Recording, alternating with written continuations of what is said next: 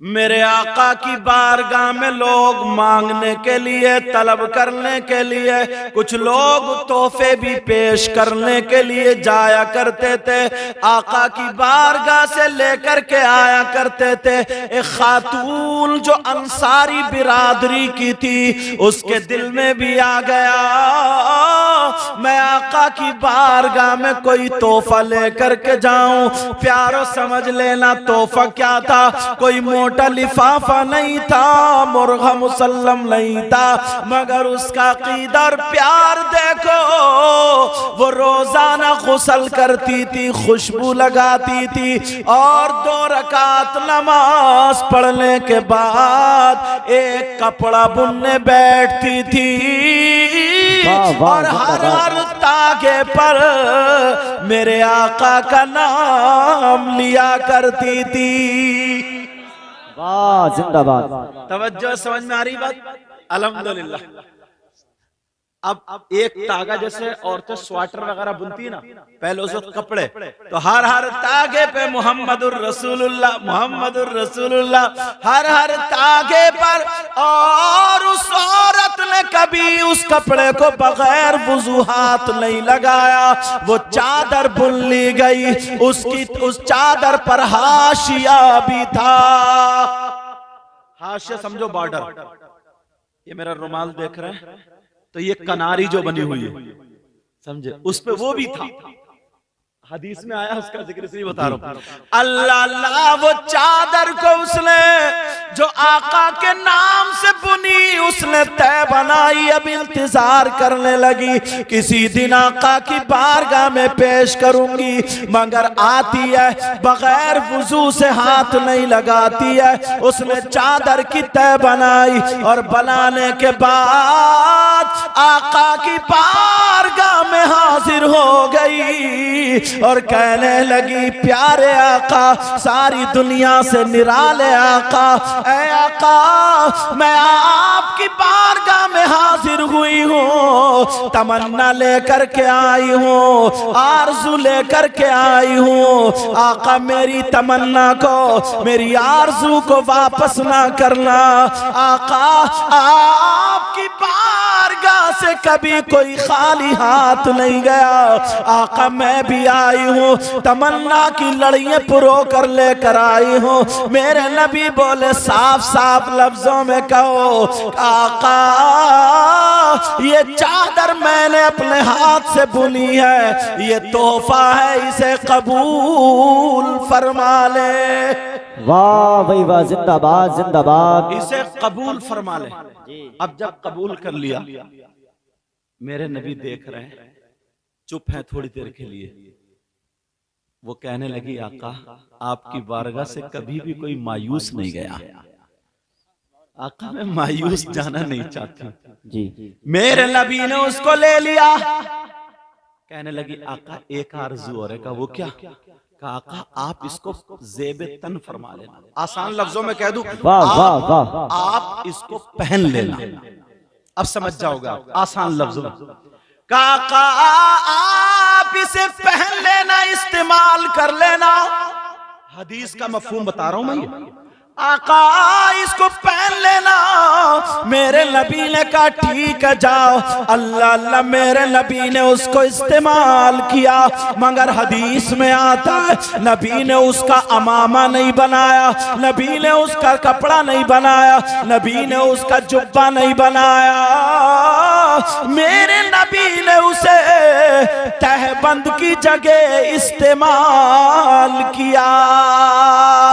वाह वाह वाह, सुभान अल्लाह। उसका तहमद बना लिया जी। अब जब तहमद बनाया, बड़ा खूबसूरत लगा। तमाम सहाबा को पता चल गया, ये वो तहमद है जो बगैर वुजू कभी हाथ नहीं लगाया, और मेरे आका का हर तागे पे नाम लेकर के इसको बुना गया है। अब मेरे नबी, अब देखना जरा, बात आ रही, मेरे नबी उसे बांध कर निकले, सहाबा रश कर रहे हैं, कह रहे हैं, क्या उस औरत की तमन्ना थी यार, क्या किस अंदाज में बुना। मगर एक गांव का रहने वाला सहाबी आ गया।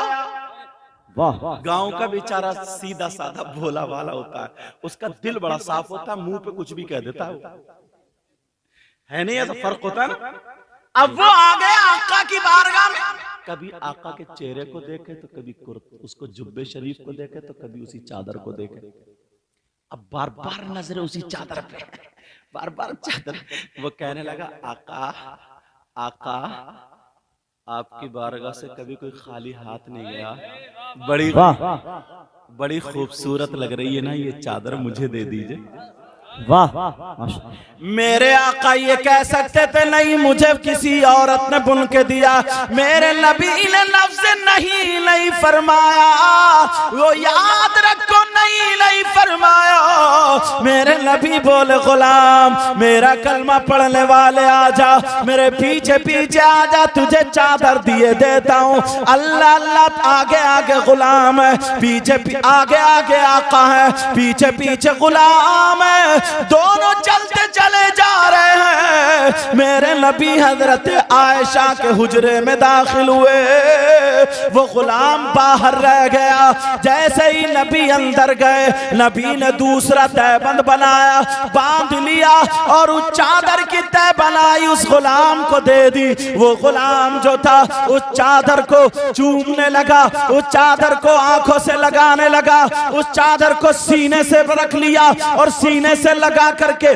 सर पे रख के फिर बाद में सीने से लगा के झूमता हुआ और इश्क में झूमता हुआ चल पड़ा। जैसे ही बाहर निकलता है, दो चार सहाबा ने जब देखा, अरे ये तो वही चादर है जो मेरे नबी को किसी औरत ने दी थी, ये तो वही चादर है जिस पे बगैर वुजू हाथ नहीं लगाया था, अरे यही तो वो चादर है जो मेरे नबी को बहुत ज्यादा पसंद थी। जब इतना कहा, वो सहाबियों ने उसे पकड़ लिया, पकड़ने के बाद कहा प्यारे जरा बोलो ये चादर कहां से लाए हो, ये तो चादर नबी की है। कहा मुझे मालूम है नबी की है, मैं नबी से मांग कर लाया हूँ, चुरा करके नहीं लाया हूँ, मैंने नबी से मांगी है, नबी ने मुझे अता कर दी है। तमाम सहाबा कहने लगे अरे तूने नबी से क्यों मांगी है, क्या तुझे पता नहीं था नबी कभी मना नहीं फरमाते हैं, तो तूने क्यों मांगी है? वो कहने लगा मुझे अच्छी लग गई। तो वो सहाबा कहने लगे अरे क्या तेरे अंदर इतनी हिम्मत आ गई, तेरे अंदर इतनी जुर्रत आ गई, तेरे अंदर इतनी ताकत आ गई कि तू नबी का पहना हुआ कपड़ा पहनेगा, नबी ने जो इस्तेमाल कर लिया वो कपड़ा इस्तेमाल करेगा। अरे नबी जिसको चाहते थे, जो नबी को कपड़ा पसंद था, तेरे अंदर इतनी हिम्मत है कि तू नबी का पहना हुआ कपड़ा पहनेगा। डींगरपुर के गयूर मुसलमानों, आज तुमने नबी की मोहब्बत में पैदाइश रसूल के मौके पर अपने घर भर को, अपने घरबार को छोड़ करके जो मैदान में आकर के बैठ गए हो, जंगल में इस रोड पे आकर के बैठ गए हो और खुश हो रहे हो, अपनी किस्मत पे जरा नाज करना। उस सहाबी रसूल का जवाब सुनो, जो गांव का रहने वाला था, जो देहात का रहने वाला था। उसने कहा भाई जरा मेरा हाथ छोड़ो, मैं तुम्हें बताता हूँ, मेरे अंदर इतनी हिम्मत नहीं है कि मैं नबी का कपड़ा पहनूं, मेरे अंदर इतनी जुर्रत नहीं है कि मैं नबी का इस्तेमाल करदा कपड़ा पहनूं, मेरे अंदर इतनी ताकत नहीं है कि मैं नबी की बराबरी कर सकूं। तो फिर कहा तुमने ये कपड़ा क्यों मांगा? तो उस गांव के रहने वाले ने जवाब दिया था, ओ लोगों मैंने इसलिए नहीं मांगा कि मैं इसका मामा शरीफ बनाऊं, मैंने इसलिए नहीं मांगा कि मैं इसका रुमाल शरीफ बनाऊं, मैंने इसलिए नहीं मांगा कि मैं इसका जुब्बा या पैजामा या लुंगी बनाऊं। तो फिर क्यों मांगा? वो सहाबी कहने लगे मैंने इसलिए मांगा कि जब कल को मैं मरूंगा, मेरा जनाजा होगा और आका की लुंगी का कफन होगा और मेरा बेड़ा पार। वाह नारे तकबीर, नारे रिसालत, नारे गौसियत, मसलके आला हजरत, फैजाने आला हजरत, जश्न ईद मिलादुन नबी सैयद मुकीमुर रहमान साहिब किबला, नारे तकबीर, नारे रिसालत। अच्छा एक बात बताओ, मैं ज्यादा तेज तो नहीं बोल गया कहीं जज्बात में आकर के, जोश में आके तेज बोल गया हूँ, समझ में ना आया हो? वो मैं तो अच्छा ही बोल रहा, माशाल्लाह समझ में आ रहा होगा जी। मुझे तो ठीक लग रहा है, बाकी आप लोग जैसे बेहतर समझेंगे। तो वो कहने लगा ना, उसका इश्क देखो, कहने लगा ओ भाइयों मैंने इसलिए नहीं मांगा, मैंने इसलिए मांगा है जब कल को मरूंगा मेरा जनाजा होगा और आका की लुंगी का कफन होगा। अब फरिश्ते पूछेंगे मन रब्बू का जवाब दे दूंगा रब्बी अल्लाह। फरिश्ते पूछेंगे माँ दीनों का जवाब दे दूंगा दीनी अल इस्लाम। फरिश्ते कहेंगे माँ कुंता अंत तक़ूलु फी शान हाज़ा रजुल। तो अब जवाब देने की जरूरत नहीं है, नबी के बारे में क्या पूछते हो, कफन देख करके पहचान लो। वाह वाह जिंदाबाद। अपने अंदर इश्क लाओगे बोलो, माशाअल्लाह। अपने अंदर प्यार लाओगे बोलो, अपने अंदर मोहब्बत लाओगे। अब सुनो, अब यही से शुरू होता हूं। मेरे नबी पैदाइश पढ़ दूं जी, पैदाइश पढ़ दूं, सुन लो ताकि ये सदका हमें आपको सबको मिल जाए। आका 12 रबीउल अव्वल 20 अप्रैल सन 571 पीर के दिन सुबह सादिक के वक्त मक्का शरीफ में दुनिया पर तशरीफ लाए।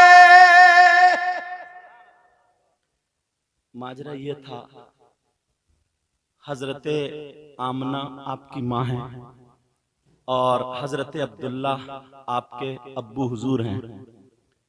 तो जब वो नूर पेट में आया, हजरत आमना के शिकम में आया मेरे नबी का नूर, तो उसके बाद बाप का इंतकाल हो चुका था, यानी हजरत अब्दुल्ला का विसाल हो गया था। मेरे नबी अभी माँ के पेट में है, तो बाप का क्या हो गया बोलो, इंतकाल हो गया। तो नबी के दादा कौन है, उनका नाम है अब्दुल मुत्तलिब। ये खाना काबा के क्या थे बोलो, मुतवल्ली थे। तो ये दुआएं करते थे अपने अंदाज में, जो भी उस वक्त का अंदाज था दुआएं करने का, वो दुआ करते थे। मैं उसकी तर्जमा नहीं कर रहा हूं, हम तो अपने अंदाज में बताएंगे ना कि मेरी बहू अकेली रह गई है लेकिन उम्मीद से है बच्चे की। दुआ करते थे अगर बहू को बेटा हो जाए ना तो मेरे अब्दुल्लाह का चिराग रोशन हो जाएगा, ताकि नस्ल चल जाए। मगर क्या पता था कि अब्दुल्ला का ऐसा बेटा होगा कि अब्दुल्ला ही का चिराग रोशन नहीं होगा, पूरी दुनिया को रोशन कर देगा। वाह वाह बेशक सुभान अल्लाह माशाअल्लाह। बल्कि चिराग की बात कर रहा, चांद सूरज ही इन्हीं के सदक़े में पैदा हुए जी। अब वो दुआएं करते थे, हजरत आमना का बहुत ज्यादा ख्याल भी करते थे। ससुर थे ना, और बाकी सब बेटे अपने अपने काम धाम में। भाई किसी के यहाँ ऐसा मामला हो जाए तो अलग होगा ना, ससुर उसी का ख्याल रखेगा। और बहू इतनी सीधी इतनी सीधी इतनी नेक, अब्बा अब्बा अब्बा बेचारी पीछे पीछे करते। हजरत आमना को देख करके कहते थे बेटी बहू आमना। अब्दुल मुत्तलिब के भी जुमले बड़े प्यारे थे, कहते थे बेटी बहू आमना, कोई भी तकलीफ हो अपने अब्बा से कह देना। अभी तभी और थे बहुत मालदार, बात वाले भी थे अब्दुल मुत्तलिब, ऐसा नहीं है। अल्लाह अल्लाह, मगर हजरत आमना कभी कोई शिकायत नहीं करती थी, कोई फरमाइश नहीं करती थी, कोई ख्वाहिश नहीं करती थी। अल्लाह अल्लाह, हजरत आमना अपना वक्त गुजारती जा रही है। अब मेरे नबी की पैदाइश वाली रात आ गई। और भी तारीखें, मगर एक तारीख ये भी आई है जो मैं तुम्हें सुना रहा हूं जी। हजरत आमना के पास उस वक्त इतने पैसे भी नहीं थे कि तेल मंगा ले और चिराग में डाल ले। अपने ससुर से नहीं कहा। आमना के यहां रात में उस दिन चिराग भी नहीं जल रहा था। क्यों? ये सबब बनाया अल्लाह ताला ने, इसलिए अब चिराग की जरूरत नहीं, अब नूर आएगा। आमना खुद फरमाते हैं खराजा मिन्नी नूरा, मुझसे नूर निकला। रात में लेटी है, सुबह सादिक का वक्त आता है। हजरत आमना फरमाती है ऐसा लगता था चांद और सितारे मेरे आंगन में झुक गए। सुभान अल्लाह। और जब पैदाइश हुई फरमाती है खराजा मिन्नी नूर, मुझसे नूर निकला। मैंने रोड में रास्ते में जो ऊंट चल रहे थे उन ऊंटों की गर्दनें उसकी रोशनी में देख ली। वाह जिंदाबाद। इधर मेरे आका दुनिया पे तशरीफ लाए तो हजरत आमना ने ना नबी को ऐसे करके ढक दिया कपड़े से। अब जब कपड़े से ढका तो इस कपड़े के अंदर से रोशनी ना छनक छनक के पूरे कमरे को रोशन बनाई हुई थी। बेशक सुभान अल्लाह। जैसे बल्ब के सामने कपड़ा लगा दो लेकिन फिर भी रोशनी आती। जी उधर रात का आखिरी हिस्सा सुबह सादिक का वक्त, उधर जो था उनके दादा यानी हुजूर के दादा ही हुए अब्दुल मुत्तलिब खाना काबा में थे। पता चला कि तुम्हारी बेटी बहू के यहाँ बेटा आया है और ये खुशी से कूद गए कि मेरे अब्दुल्ला का चिराग रोशन हो गया।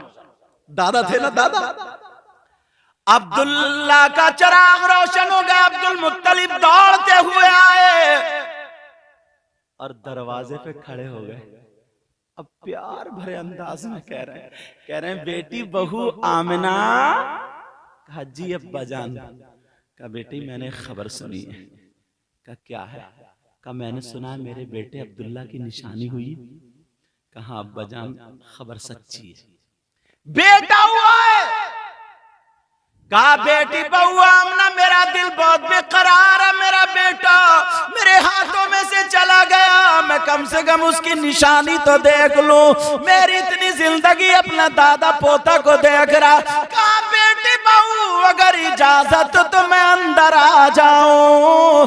कपड़े संभाल लिए गए। मेरे नबी की माँ कह रही है अब्बा जान आ जाइए। सुभान अल्लाह। बेशक। अरे यार खुश हो, नबी की पैदाइश का जिक्र कर रहा जी। आ जाइए। अब जब आए तो अब्दुल मुत्तलिब कभी इधर देखे, कभी इधर, कभी इधर, कभी उधर, कभी इधर। ये देख रहे हैं चिराग कहाँ है, रोशनी कहाँ से आ रही है। क्या देख रहे हैं? कमरे में असल में ये लाइट वाइट का जमाना तो था ही नहीं। या तो डब्बी जलती थी या चिराग, या कब्रिस्तान जाते तो लकड़ी जला के रख लिया करते ताकि दूर तक उजाला हो जाए। यही तरीका था रोशनी का। अब कभी इधर देख रहा है, कभी इधर देख रहा है, कभी इधर देख रहा है, कभी इधर देख रहा है, मगर चिराग दिखाई नहीं दे रहा है। आमना देख रही है, अब्दुल मुत्तलिब क्या देख रहा है, मगर पूछ नहीं रहे, बात भी कर रहा है। कभी इधर कभी इधर। उधर मेरे नबी पे कपड़ा ढका हुआ था। नबी थोड़े गिले कुल बुलाए और पांव निकाल दिया। जैसे ही कपड़े से अंगूठा निकला रोशनी बढ़ गई। फौरन अंगूठे पे नजर पड़ गई। बेशक सुभान अल्लाह सुभान अल्लाह। अब तो कहने लगे बेटी बहू हम ना, बच्चा तो बड़ा नूरानी है। बच्चा तो, अरे यार आका से ज्यादा कोई नूरानी होगा क्या? जी जी। मेरे पास तो जुमले भी नहीं है बोलने के लिए। जी। सब चमक वाले उजलो में चमका किए। जिंदाबाद। जरा प्यार से बोलो ना। सुभान अल्लाह। सब चमक वाले उजलो में चमका किए और अंधे शीशों में चमका हमारा। वाह और वाह अंधे शीशों में चमका हमारा नबी। और मुफ्ती साहब एक शेर इतना प्यारा है, खल्क हम और आप जी। खल्क से अफजल औलिया उगे, औलिया से अफजल तमाम रुसुल। अब सुनो, खल्क से औलिया, औलिया से रुसुल, खल्क से औलिया, औलिया से रुसुल और रसूलों से आला हमारा नबी। वाह वाह जिंदाबाद जिंदाबाद। दादा कहने लगे बेटी बहू आमना, बच्चा तो बड़ा नूरानी है, मुझे चेहरा दिखा दो जी। क्या कहने लगे बेटी? अब दादा थे, खूनी रिश्ता था भाई, दादा थे। कहा मुझे बेटी बेकरारी, अगर इजाजत हो तो कहा ठीक है अब्बा जान। गोद में मां ने लिया हजरत आमना ने, धीरे धीरे धीरे धीरे कपड़ा हटा रही है, रोशनी बढ़ती जा रही है। कहने लगे बेटी बहू आमना अगर इजाजत हो तो मैं गोद में ले लूं। कहा मैं गोद में ले लूं? कहा अब्बा जान आपके बेटे की अमानत है, ले लीजिए। गोद में ले लिया। कहा बेटी बहू मेरा दिल चाह रहा है मैं इसे ले जाऊं कहीं। कहा ले जाओ। कपड़ा अब्बा जान 1 मिनट ठहरो। हजरत आमना ने फौरन कपड़ा ढक दिया। अब ढका हुआ बच्चा अगर किसी की गोद में हो तो कोई पहचान पाएगा? बोलो नहीं पहचान। कुछ लोग ऐसे माँ से पहचान लेंगे कि फलां की बेटी है या बीवी है तो इसी का बच्चा होगा, ऐसे तो पहचान सकते हैं, मगर वैसे नहीं पहचान सकते। अब अब्दुल मुत्तलिब की गोद में, दादा की गोद में पोता, सारे नबियों का सरदार लेटे हुए। अब्दुल मुत्तलिब चले तो कहां को चले?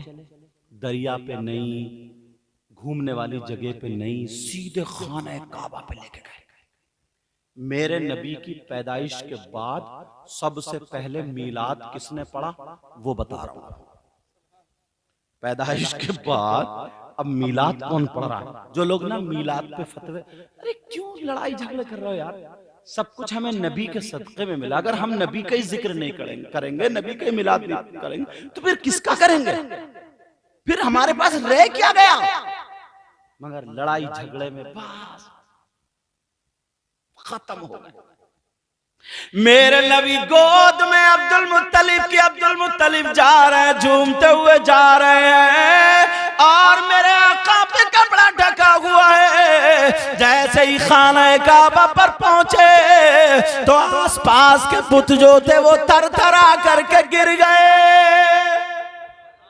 वाह वाह जिंदाबाद। और काबा झूमने लगा। काबे को कैसे पता चला कौन है? जरा सोचने की बात, दिल से पढ़ो तो यार। अगर तुम किसी, तुम्हारे अब्बा या कोई तुम्हें अच्छा लगते हो ना तो उन्हें खूबियां मिलेंगी तुम्हें, और अगर तुम किसी से नफरत करते हो ना तो उसकी बुराइयां तुम्हें मिलेंगी। जी जरा नबी को ना प्यार की नजर से देखो। अबू जहल ने देखा नबी को मगर उसने प्यार की नजर से नहीं देखा तो रह गया ऐसे का ऐसे ही।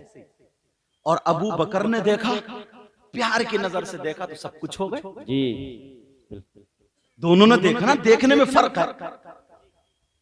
अब मेरे नबी जब खाना काबा में पहुंचे, अल्लाह अल्लाह काबा झूमने लगा। एक कदम अंदर है, एक कदम बाहर है। काबे की तरफ दीवार से आवाज आने लगी, वुलिदल नबियुल मुख्तार, बाइख्तियार नबी पैदा हो गया। बेशक सुभान अल्लाह सुभान अल्लाह। नबीयुल मुख्तार, बाइख्तियार नबी पैदा हो गया, आ गया। अब मीलाद किसने पढ़ा? अगर तुम्हें मीलाद पे फतवे लगाना ना तो सबसे पहले काबे पे फतवा लगाओ और सीधे जहन्नम में चले जाओ। क्या फतवों का शौक उठा है?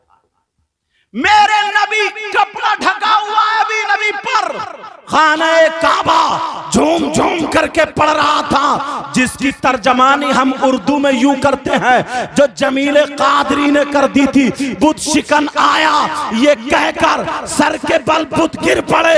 झूम कर कहता था काबा, अस्सलातु वस्सलाम ए शहंशाह मदीना, अस्सलातु वस्सलाम ज़ीनते अर्शे मुअल्ला, अस्सलातु वस्सलाम।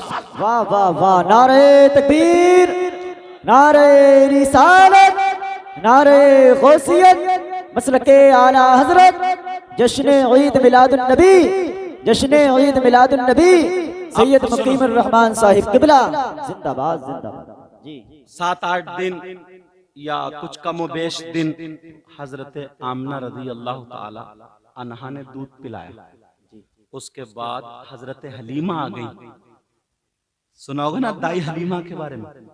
तुमने बहुत सुना होगा कि उनकी ऊंटनी कमजोर थी, ताकतवर हो गई, बकरियों के थनों में दूध नहीं था तो भर गया, फल सूखे थे हरे भरे हो गए, हर तरफ बहारें बहारें। उस साल लड़के ही लड़के पैदा हुए, बीमारी एक तरफ भागती चली जा रही थी। ये सारी चीजें सुनिए ना, मगर मैं इनको रोकते हुए इन्हीं में से एक दो बातें ऐसी बताऊं जो कम सुनी। जी इजाजत है? अब हजरत हलीमा ने आका को ले लिया, लेने वाला पूरा वाकया तुम सुनते रहते, लेकर के चली। अब जैसे ही मक्के की सरहद पर पहुंची, डींगरपुर से आप निकलेंगे तो जहां तक आबादी है वो सरहद हो गई, उसके बाद जंगली जंगल है नहीं ऐसा। अब जब मक्के की सरहद पर पहुंची तो हजरत हलीमा खुद कहती हैं, मेरे दिल में ख्याल आया, ऐ हलीमा तू इतनी पैसे वाली तो है नहीं, मालदार भी नहीं है जो बार बार तू मक्का आ सके, जैसे तैसे कुड़िया मुड़िया इकट्ठी करके और तू मक्का आ गई है।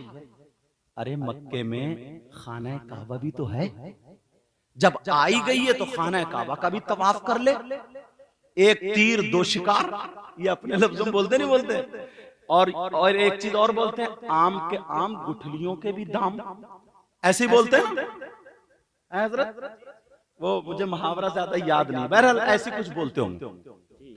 तो कहा जब आई है, बच्चा भी ले लिया, अब दूध पिलाएगी तुझे कमाई मिल जाएगी, मगर खाना काबा है ना, उसमें काबे की चौखट को चूम लेना, हजर अस्वद लगा हुआ उसको बोसा दे लेना, मकाम इब्राहिम है वहां पर थोड़ी इबादत कर लेना, ये सारी चीजें दिल में आई।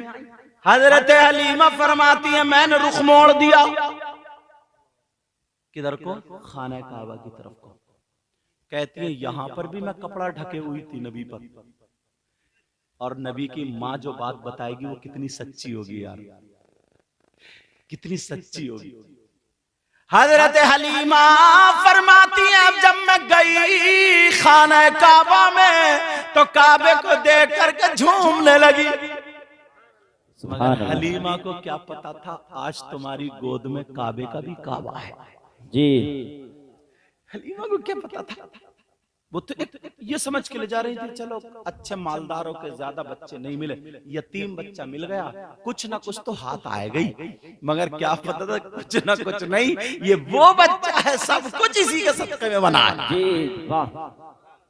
हलीमा फरमाती है मैंने नबी को गोद में लिया, मैंने लिटाला नहीं, तो मैं नबी को लेकर के तवाफ करने लगी।